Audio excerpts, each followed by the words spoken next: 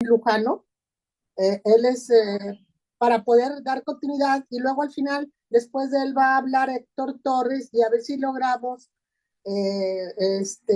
dar respuesta al tema central de esta reunión. Yo creo que todos vimos que nos estás aportando muchas cosas, la profundidad de la crisis civilizatoria como una tendencia actual de la economía en México, que va a acrecentar y se va a intensificar la de clases, particularmente en el tema de los territorios y los recursos naturales. Ya vemos lo que está ocurriendo en África. Entonces vamos a darle la palabra al compañero economista. Y bueno, también decirte que aquí no hay puros economistas, no, hay de todo. Bueno, el compañero José Benjamín Lujano López es doctorante en Economía Política y tiene maestría en Economía Internacional por la UNAM, integrante de la Junta Directiva de la rama de investigación del marxismo innovador, con sede en China, y del Centro de Estudios del Orden Global de la Facultad de Economía de la UNAM. Es autor de varios libros. Entonces, le vamos a dar la palabra para después, porque ya nos queda, o sea, son las 7. Entonces requerimos darnos un tiempo más o menos de unos 20 minutos y ubicarnos en la situación y tendencias de la economía de México, los ponentes, y luego ya damos un vuelco a todo. ¿Les parece? Ok, muy bien. Pues muchísimas gracias y buenas noches a todas y todos. Un honor estar con María y Mónica por la invitación, agradecerles. Desde luego expondré el tema que tiene que ver con la crisis del capitalismo, el bloque de poder y el endeudamiento nacional o estatal.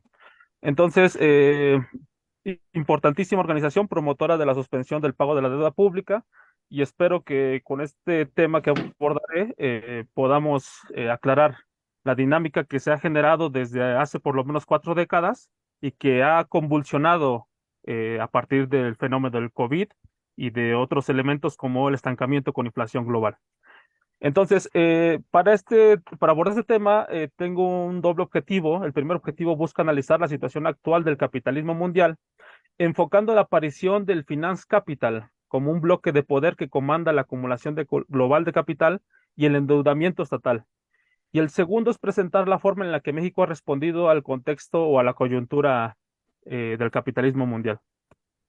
Entonces, tenemos que plantear primero cuáles son las características centrales que se dio durante la acumulación de capital en lo que se conoce como la era global o la globalización, comenzando desde la década de los 80. Y dentro de esas características, un elemento central es que se conforma un mercado o una subasta global de trabajadores a partir de la entrada de 1.46 millones de obreros que residían en China e India principalmente, pero también en la parte soviética, porque recordemos que estaban aislados, el mundo estaba dividido. Entonces, a partir del cambio tecnológico y del cambio en la organización global del capitalismo, se integra y se conforma un mercado global. Entonces, eso conlleva que se universalice la relación salarial, pero sin desarrollar las fuerzas productivas. ¿Por qué decimos que no se van a desarrollar las fuerzas productivas? Porque los países van a comenzar a perder su sector industrial, sobre todo los países desarrollados, pero también buena parte de los países periféricos como México. Entonces, los avances que hubo en industrialización comienzan a revertirse. Es una desindustrialización prematura. Solamente donde se pudo avanzar en la parte de desarrollo industrial es China y relativamente la India. Entonces, ¿qué conlleva? ¿Qué conlleva que entren los trabajadores a un mercado global y al mismo tiempo vaya perdiendo el peso de su sector industrial? Pues se comienza una competencia frenética entre los trabajadores de los distintos países y eso va a generar una opresión del salario real. Entonces, si ustedes tienen conocidos, los alemanes les pueden platicar lo que les estoy diciendo. Ellos empiezan a sentir cómo su bolsa, su bolsillo comienza a caer su ingreso. Los estadounidenses, los canadienses, los mexicanos, los argentinos, los brasileños, prácticamente en todos los estamentos laborales a nivel global comienzan a experimentar esta precarización y caída de su nivel de vida. Eh, Esto va de la mano, o sea, simultáneamente que va perdiendo peso el salario en el PIB, simultáneamente va incrementando las ganancias corporativas, sobre todo de las empresas transnacionales estadounidenses. Entonces, esto va a ser el fundamento de lo que vamos a después a conocer como la gran desigualdad y la polarización social que vivimos en el mundo. Entonces, hay un elemento, podríamos poner silencio al micrófono de Leslie, me parece. Entonces, aquí hay un elemento que debemos de articular con lo que le estoy platicando, porque va a emerger un nuevo bloque de poder, un bloque de poder global que se va a conocer como el Finance Capital en la literatura tradicional de la economía. ¿Qué significa el Finance Capital o el bloque de poder? Significa que se va a unificar en una sola entidad el capital dinero, el capital productivo y el capital comercial. Entidades que antes pensábamos que estaban actuando en diferentes actividades económicas, se unifican bajo los elementos de la tecnología y de la propia dinámica del desarrollo del capitalismo. Entonces, estas entidades de gran poder que unifican el capital dinero, el capital productivo, el capital comercial, comienzan a dinamizarse bajo condiciones de monopolización e internacionalización. Entonces, la monopolización significa que cada vez más se va concentrando el capital en pocas manos, en grandes entidades. Bueno, estos son los elementos que quisiera que retengamos en la mente de cómo se caracteriza la acumulación de capital global. Y ahora les pasaré a mostrar algunas gráficas.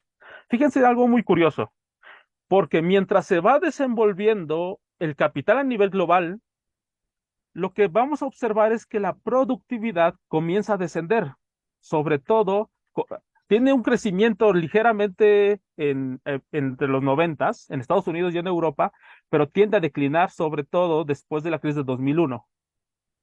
Entonces, es algo paradójico, porque el fundamento del crecimiento económico es el crecimiento de la productividad. Si la productividad no aumenta, el crecimiento no puede darse, porque entonces quiere decir que no se está generando más producto por trabajador. Y además de que la productividad tiende a descender en Estados Unidos y en Europa, la tasa de ganancia promedio de las empresas también tiende a declinar. Es algo que desde la obra de Marx ya se había analizado. Pero fíjense algo interesante, porque estamos hablando de la tasa promedio de ganancia del capital, o sea, que incluye pequeñas y medianas empresas. Pero si vemos realmente lo que sucede con el gran capital que les acabo de platicar, que se internacionaliza y que se monopoliza, escapa totalmente esa tendencia. Fíjense ahora esta gráfica que está a su mano izquierda. Ingresos brutos y ganancias netas de las 500 corporaciones globales más grandes. Obviamente ahí no hubo ninguna caída. La tendencia es totalmente distinta y tendiente a crecer. ¿Qué va a significar eso? Que las crecientes, que los escasos beneficios del aumento de la productividad se canalizaron a pocas manos. Y por el contrario, como les había platicado, en el caso de los trabajadores, el salario se contiene, tiende a crecer prácticamente entre el 5 y el 6% en los países desarrollados y mucho menos en los países rezagados, por esta subasta de trabajadores que les platicaba. Bueno, entonces, lo que tenemos, como les platicaba, es la creciente desigualdad a nivel mundial y el elemento que me interesa que enfoquemos es el bloque de poder financiero. ¿Qué pasa con el bloque de poder financiero? Lo que va a suceder es que la conversión del Finance Capital en una poderosa entidad con el apoyo de la alianza de los bancos centrales, fíjense, es algo curioso, porque los bancos centrales comienzan a adquirir autonomía en los noventas, porque se pensaba que la autonomía del Banco Central iba a controlar la emisión monetaria para dejar de favorecer a los gobiernos en turno. Eso fue obviamente un epifenómeno, una tapadera, porque la autonomía del Banco Central consistió, o el objetivo era que fuera controlado por las entidades financieras globales. Es decir, los banqueros centrales y los altos funcionarios van a formar parte de este bloque de poder del gran capital que tiende a monopolizarse. Y entonces ese va a ser el fundamento del incremento de la deuda pública a niveles estratosféricos. Ahora, en un momento les explico la situación. Entonces, el bloque de poder financiero o el Finance Capital controla facciosamente las principales vetas de valorización capitalista de dinero, comercial y productivo. Y sus prácticas monopólicas comienzan a distorsionar completamente la competencia porque van a descubrir que pueden generar ganancias sin acumular capital, porque la productividad descendía. Entonces, ¿cómo es que van a generar ganancias sin tener que participar en las actividades productivas? Porque sus esfuerzos se van a concentrar, bueno, un segundo, nada más para aterrizar. Sus esfuerzos se van a concentrar en lo que se conoce como el capital ficticio, o sea, En clase. en las bolsas de valores y en la acumulación de papeles financieros. Entonces, vean aquí una comparativa entre el capital tradicional y el finance capital. El finance capital principalmente tiene como forma de organización el gran capital a partir del 2000, cuando comienzan a concretarse. Omar, ¿puedes poner silencio a tu? Entonces, el gran capital comienza a concentrarse a partir de la conformación de las plataformas digitales. Entonces, está totalmente de la mano. La aparición de las plataformas digitales y la aparición del Finance Capital como bloque de poder, porque van a utilizar la tecnología y su peso y su relación con los banqueros centrales en la constante emisión de acciones y incremento de su capitalización bursátil. Esa va a ser la forma en la que el capitalismo va a tender a dinamizarse, sobre todo a partir de los 2000. Entonces, el Finance Capital, como ya les había señalado, se integra las tres formas y entonces se vuelca al sector financiero para poder generar sus ganancias. ¿Qué va a suceder con la crisis de 2008? Recordemos que la crisis de 2008 es el parteaguas de lo que es la globalización, porque la globalización experimenta una fractura, porque después de la de 2008, lo que se observa es que los países, sobre todo los desarrollados, comienzan a contener el comercio que recibían de los países más rezagados. Pero sin en cambio, ellos intentaban seguir metiendo sus mercancías por todos lados. Entonces comienza una guerra comercial, una guerra de divisas, una guerra de distinta forma, porque el capitalismo entra en crisis. Y esa crisis de 2008 hacia en adelante no se resuelve, sino que en lugar de resolverse, se agudiza con el COVID-19, que representa una recesión dentro de otra recesión mayor. Bueno, esta es una gráfica donde muestro lo que les acabo de comentar. Comienza un declive constante desde 2008, una crisis primero, se recupera y comienza el declive.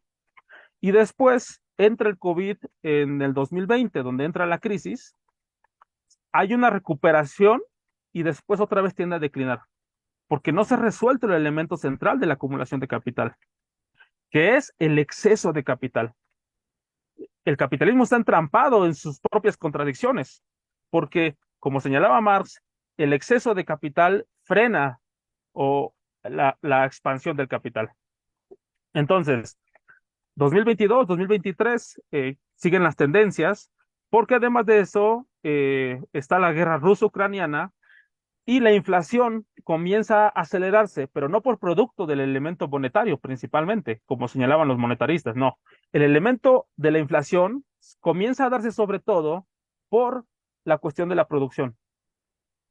La segmentación y los suministros de las redes globales de producción se frenan por el conflicto geopolítico.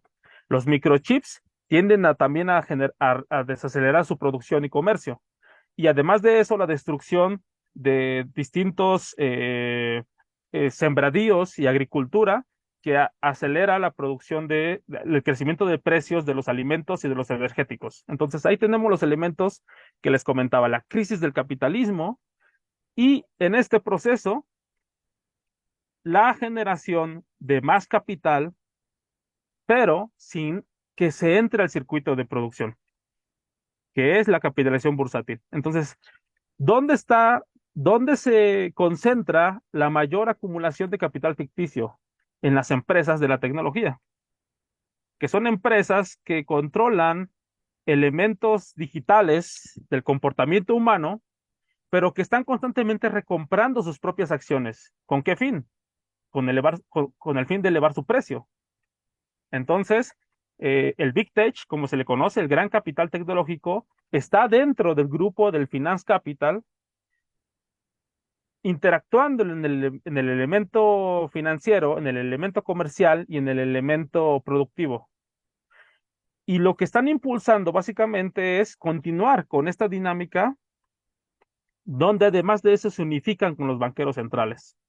Entonces, desde la inflación, nos volvieron a meter el cuento de que el Banco Central está preocupado por los bolsillos de las familias y eleva la tasa de inflación para evitar que el ingreso merme en los trabajadores.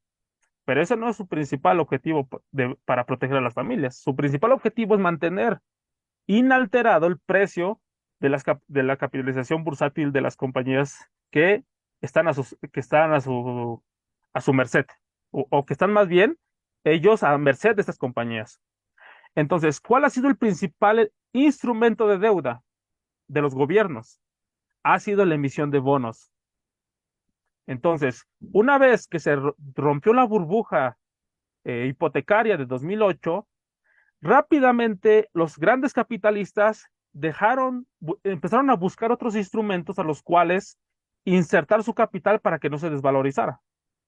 Y entonces, en cierta forma, un poco fue lo que se le llamó los bitcoins, que también fue un instrumento de especulación, pero sobre todo su principal instrumento para evitar la pérdida del valor de su capital fueron los bonos de los gobiernos.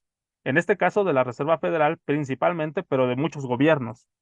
Entonces, vean aquí esta gráfica que les estoy señalando y aquí se ilustra con total claridad por qué ha incrementado tanto la deuda de los gobiernos, la deuda pública, y es porque constantemente los bancos centrales están lanzando, eh, emitiendo papeles para que sean recomprados por los grandes capitalistas, los tenedores, y así protejan sus ahorros y sus excedentes.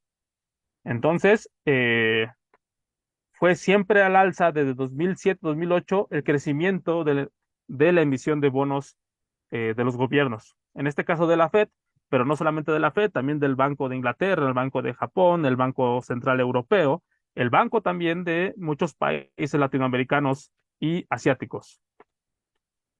¿Cuál es entonces el balance de los bancos centrales? Pues el balance de los bancos centrales es que cada vez tienen más pasivos, pasivos enormes, porque están sustentando esta constante emisión, lo que se conoció como la política del quantitative easing, o sea, de flexibilización cuantitativa, que era estar recomprando los papeles tóxicos, basura, que habían especulado y dándoselos por bienes con mayor protección, que son los bonos del gobierno. Bueno, esto es otra gráfica donde ilustra un poco lo que les señalo, el endeudamiento mundial por sectores. Entonces, los gobiernos, pues incrementando su participación de la deuda. Esto es en promedio mundial. Desde luego aquí hay una diferencia, porque si lo vemos por país, Estados Unidos es el país más endeudado. Y de ahí le siguen otros países como Japón, no hablar de Grecia, y también los hogares, desde luego, porque ante la disminución de los ingresos, pues las familias también se han visto sometidas a compensar con el crédito. Y las corporaciones financieras y no financieras se endeudan, pero no porque estén generando pérdidas, sino se endeudan para seguir recomprando más papeles y los bonos y sus acciones. Bueno, eh, ¿qué sucede con la pandemia y la inflación mundial? Pues desde luego, más empobrecimiento y endeudamiento, porque además de eso aquí entra la cuestión de las vacunas. Entonces, es algo paradójico, ¿verdad? Que las vacunas fueron financiadas con presupuesto público y después los estados tienen que comprar las vacunas y las empresas farmacéuticas se las venden al mejor postor. En función de quién paga más, les dan el precio y entonces la población paga doble vez. La población, obviamente el gobierno compra con el presupuesto que adquiere de la población. Entonces, los trabajadores, entonces se le compra, se le paga a las farmacéuticas las investigaciones de las vacunas y después se les paga para comprar las vacunas. Y además de eso, elevan el precio de las vacunas deliberadamente porque buscan lo que les acabo de comentar, mantener alta su capitalización bursátil o el valor de sus acciones. Entonces, esto es una tragedia total y que entrampa entonces al sistema y que además de eso, como se ha señalado en los datos, pues hay una pérdida constante de empleo porque el dinero el exceso de capital no se destina para abrir nuevas industrias, no se destina para abrir nuevas eh, empresas, no, se destina y generar empleo. Se destina, como les acabo de decir, a la bolsa de valores y entonces se pierde constantemente el empleo y además de eso, en el caso de México, pues también incrementó bastante la pobreza.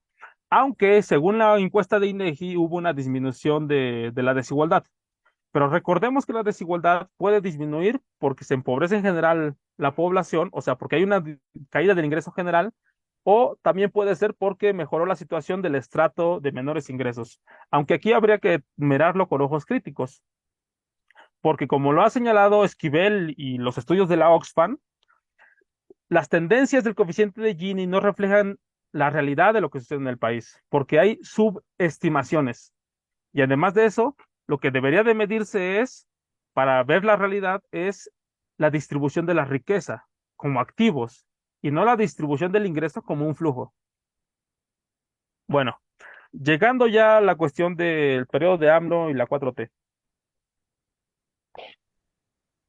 ¿Voy bien de tiempo? Bueno, sí, voy muy rápido. Bueno, lo que tenemos en Sí, México sí es, tienes que sintetizar. ok, bueno, lo que tenemos es que en México, desde luego, como es conocido por nuestro país, ahí tenemos élites rentistas que generan ganancias a partir no del incremento de la productividad, sino de los consumidores cautivos. Y además de eso, durante mucho tiempo generaron sobreprecios a los productos en todos los mercados monopolizados de la economía nacional y además constantemente pagando menos impuestos por evasión, por elusión, por extensión, por reducción y por distintos mecanismos. Entonces, ¿eso qué genera? Pues genera que el gobierno, para poder financiarse, pues recurre al endeudamiento, porque no está capturando ingresos mediante los impuestos. Bueno, de eso, el gobierno de AMLO comienza un programa de controlar controlar, digamos, lo que se le daba a las empresas, buscando recaudar, incrementar la recaudación y ampliando los programas sociales. Pero el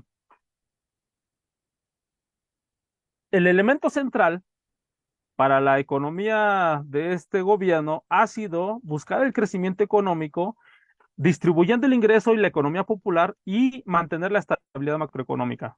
Recordemos que para cambiar la trayectoria de una economía, de una nación, no es de la noche a la mañana, requiere un largo periodo. Entonces, ahorita se ha concentrado en el mercado interno. Veamos cómo se concentra o cómo se ha concentrado. Bueno, después de la contracción del segundo trimestre de 2022, comenzó la recuperación en el país. El motor de la recuperación fue fortalecer el mercado interno, acompañando de la economía exportadora y de la inversión extranjera. La política de subsidio a la electricidad y los energéticos, además del programa de Sembrando Vida y otros elementos, neutralizaron la espiral inflacionaria. Y la estabilidad macroeconómica se explica por la prudencia fiscal, el relativo desendeudamiento y la mayor recaudación fiscal, que ha permitido ejercer el gasto público sin incurrir a mayores déficits. Desde luego, esto no quiere decir que se ha solucionado el problema de la deuda. Significa que hubo una relativa disminución, pero sigue generando un caudal de recursos enormes que se destinan al al pago de deuda, y además hay otro elemento, que son las reservas internacionales. Otra gran cantidad de recursos que se almacenan con el objetivo de proteger la estabilidad del tipo de cambio, porque resulta que México, al ser un país rezagado y que que genera una dependencia de la economía estadounidense y de la economía global, tiene una alta fragilidad financiera. Su su gran fragilidad financiera de México conlleva entonces a que se busque como ancla de defensa las reservas internacionales, dejando esos recursos sin poderlos utilizar para fomentar el crecimiento de la economía y del empleo. Bueno, la fuerza adicional ha sido el aumento de la inversión, pero no porque haya más inversión extranjera quiere decir que va a generarse más crecimiento económico. Eso lo tenemos muy claro desde el Telecán. Cuando nos planteaban como un mantra que en los 90 que la liberación de la economía y la entrada de inversión extranjera iba a ser el motor de crecimiento, pues vimos que fue el motor de crecimiento, pero por el bolsillo de las grandes empresas, convirtiendo a México solamente en una plataforma de exportación en un territorio y de mano de obra. Entonces, eso no quiere decir que deba de ser siempre así. Podemos revertir la tendencia siempre y cuando se consolide lo que se conoce como una política industrial, donde participe realmente la empresa nacional y escale para que haya más elementos de competitividad y de comercio que atraiga rentas para poderlas reinvertir en el país. Ese es el objetivo del comercio. El comercio internacional, su principal objetivo debe ser capturar rentas del mercado internacional para reinvertirlas en el país, y, impulsando la innovación y el empleo. Entonces, desde luego hay un problema de coordinación porque hay un bloque de poder recalcitrante que no quiere cambiar su dinámica de generación de ganancia, y entonces entra en una disputa con el gobierno, y por eso es que también los cambios se entrampan. Bueno, aquí algunos datos de la inversión extranjera que ha aumentado, sobre todo por la cuestión de la disputa entre Estados Unidos y China, lo que se conoce como el nearshoring. Ha favorecido, como les decía, la desigualdad, también del incremento del salario real, la recuperación del empleo formal con la desaparición del outsourcing, que era obviamente una tapadera para precarizar a los trabajadores. Y de esa forma, la tasa de desocupación ha disminuido y se compensa un poco, como les platicaba, por el control del endeudamiento público, el relativo desendeudamiento público. Ven aquí los datos de Secretaría de Hacienda, el saldo histórico de los requerimientos financieros del sector público de 2021 y 2022.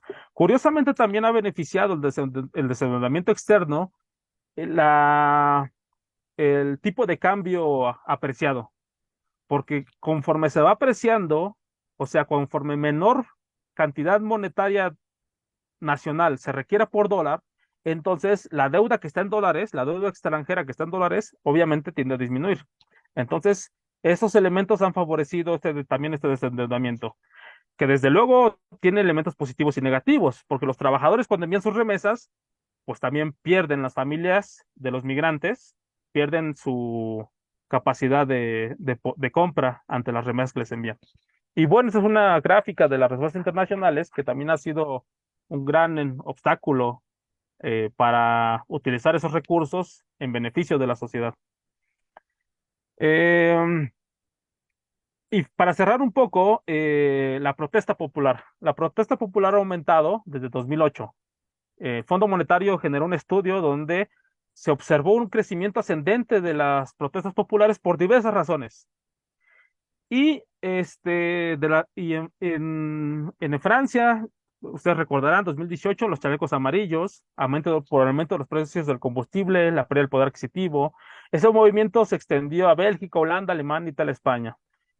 Con el COVID-19 se frenó la protesta popular por el confinamiento, pero terminando el 2022, nuevamente resurgió los trabajadores a las calles. Dos regiones con la mayor concentración de manifestaciones ha sido América Latina y Medio Oriente. En América Latina se ubica Perú y Ecuador, sobresaliendo Chile, la cuna del neoliberalismo, y posteriormente se pasó a Colombia y Bolivia. Entonces, estamos ante una cuestión bastante endeble, porque el capitalismo se está sosteniendo sobre alfileres. El exceso de capital, el gran endeudamiento de los hogares que genera un default fiscal, mientras que las familias todavía no resuelven las formas de generar ingresos, o todavía no se ve un futuro donde la economía cooperativa pueda generar la respuesta. Entonces, pues este es el panorama y esta es la situación de México que quería exponer. Muchas gracias. Muchas gracias, compañero Benjamín. Excelente su exposición. Bueno, ya